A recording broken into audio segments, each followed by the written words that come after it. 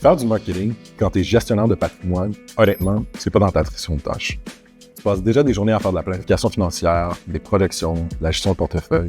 Donc, c'est normal que tu te dises pourquoi j'irais perdre du temps là-dessus. Mais en même temps, tu vois certains de tes collègues, certains de tes compétiteurs qui sont actifs, eux, qui se montrent, qui publient, tu te demandes, est-ce que je devrais le faire moi aussi? Est-ce que ça en vaut vraiment la peine? Puis en règle générale, la perception du marketing dans le domaine du conseil financier, c'est que c'est du flafla. Tes références vont toujours suffire.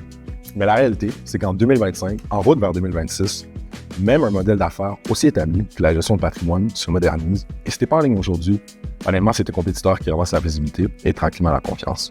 Je m'appelle Yannick Gagui et avec mon partner Pira, on a passé des années à travailler avec des conseillers partout au Canada, à échanger avec eux, à comprendre leurs défis et leur quotidien.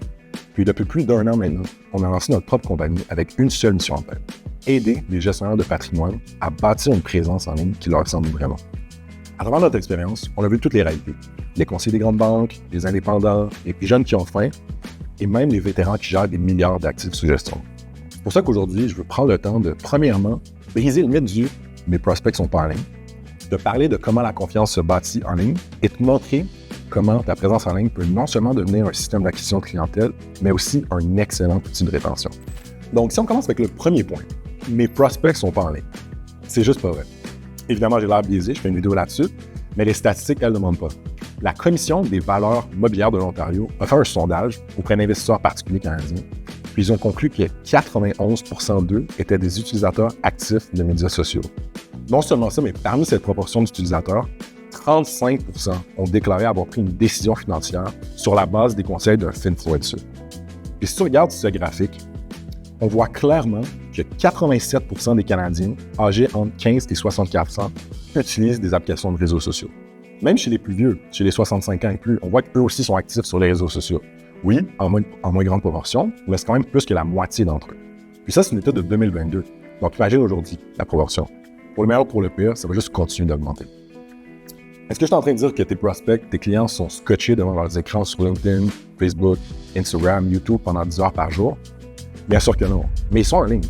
Le point, c'est qu'il ne faut pas deviner sur quelle plateforme tes prospects ou tes clients passent le plus de temps.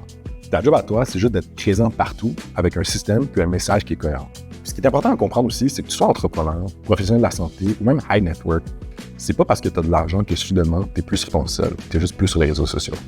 Je viens de te montrer la stat, mais la meilleure preuve, honnêtement, je pense que c'est pas la stat, c'est toi qui regardes cette vidéo en ce moment. Tu es gestionnaire de patrimoine ou conseiller en placement, tu gères des actifs importants, tu as une business à faire rouler, malgré ça, tu prends quand même quelques minutes pour regarder tes vidéos, qui j'espère bâtir déjà ma crédibilité, puis créer un début de relation de confiance. Tu es littéralement mon client idéal. Donc imagine si j'avais dit, non, les conseillers sont plus sur les réseaux sociaux. Donc on s'entend, tes prospects sont en ligne. La vraie question maintenant, c'est, qu'est-ce qu'ils voient? Puis là, je te ramène la stat que je viens de te montrer parce que honnêtement, je la trouve inquiétante. 35% des utilisateurs canadiens disent avoir pris une décision financière sur la base d'un finfluencer. On ne parle pas nécessairement d'un gestionnaire de portefeuille ou d'un planificateur financier avec 10 ou 20 ans d'expérience. On parle d'un créateur de contenu qui pousse des stratégies parfois douteuses avec zéro conformité. Mais malgré ça, ils réussissent à avoir de l'influence sur plus d'un tiers des investisseurs. Pendant ce temps-là, toi, tu gères des centaines de millions, tu optimises la fiscalité des entrepreneurs, tu conseilles des familles, mais c'est pas toi qui as l'attention en ligne, c'est eux. Ça prouve qu'aujourd'hui, l'attention vaut presque autant, sinon plus que les diplômes. La seule bonne nouvelle là-dedans, honnêtement, c'est qu'en ce moment, en tant que gestionnaire de patrimoine, tu n'as pas une tonne de conseillers qui sont vraiment actifs en ligne. Oui, toi, tu as peut-être l'impression de tous les voir, mais c'est parce que tu es dans l'industrie, tu les remarques. Il y en a même que tu les connais peut-être personnellement. Mais dis-toi que dans la marée de contenu qui se fait en ligne tous les jours, à travers toutes les industries confondues, la proportion des conseillers qui sont visibles est minuscule. Par contre, c'est vrai que ça restera pas toujours comme ça. Dis-toi une autre chose. Pour un prospect qui n'est pas dans l'industrie, c'est super difficile de voir comment et pourquoi vous êtes différents les uns des autres, les conseillers. Il y en a plein qui ne savent même pas la différence entre un gestionnaire de patrimoine, un conseiller en placement, un représentant de l'épargne collective ou un conseiller en sécurité financière. Donc, imagine la confusion quand, en plus, ils regardent vos sites web, puis c'est du pareil au même. Juste à la PVM, à la place Ville-Marie, il y a littéralement des centaines de conseillers de différentes institutions. Mets-toi dans les souliers d'un prospect. Il va sur ton site web, c'est statique. Il n'y a pas de vidéo, il n'y a pas de contenu vivant. Il y a juste un site web qui est littéralement identique à celui de ton collègue. Je comprends qu'il y a des enjeux de conformité, surtout dans les grandes banques. Mais dans ce contexte, comment veux-tu qu'un prospect se fasse une idée? Versus, imagine, il tombe sur un autre conseiller, peut-être même dans ta propre succursale, qu'il y a une vidéo YouTube sur le report de la RRQ ou l'exemption de gains en capital pour la vente d'une entreprise. Son site est relié à ses réseaux sociaux. Sur Instagram, Facebook, le prospect va d'autres capsules éducatives circuler. Voyez-vous la différence?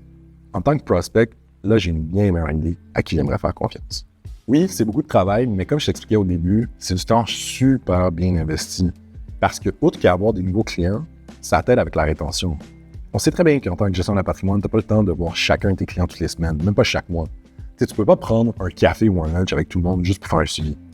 Par contre, tes clients, eux, voient plusieurs choses déjà en ligne chaque jour. Donc, avec une présence active, ton client pourrait, par exemple, ouvrir LinkedIn un lundi matin, tomber sur une capsule où tu expliques la nouvelle règle fiscale.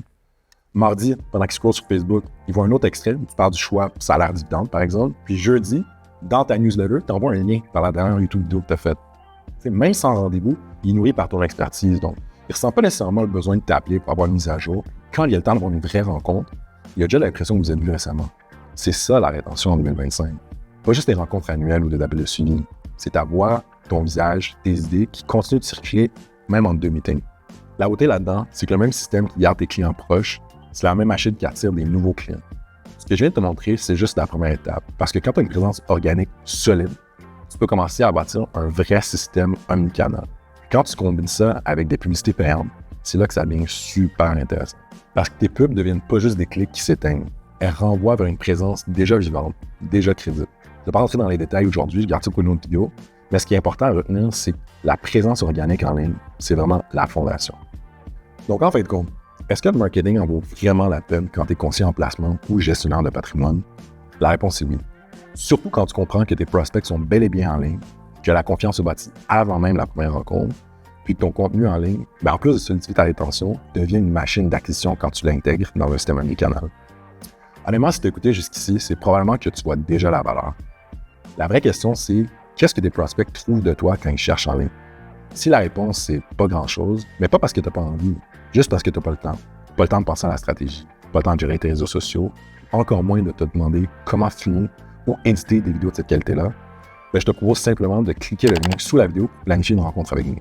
Dans le pire des cas, tu repars avec une bonne idée de comment ça pourrait s'appliquer dans ta situation, puis dans le meilleur, on va mettre en place une présence en ligne qui travaille pour toi.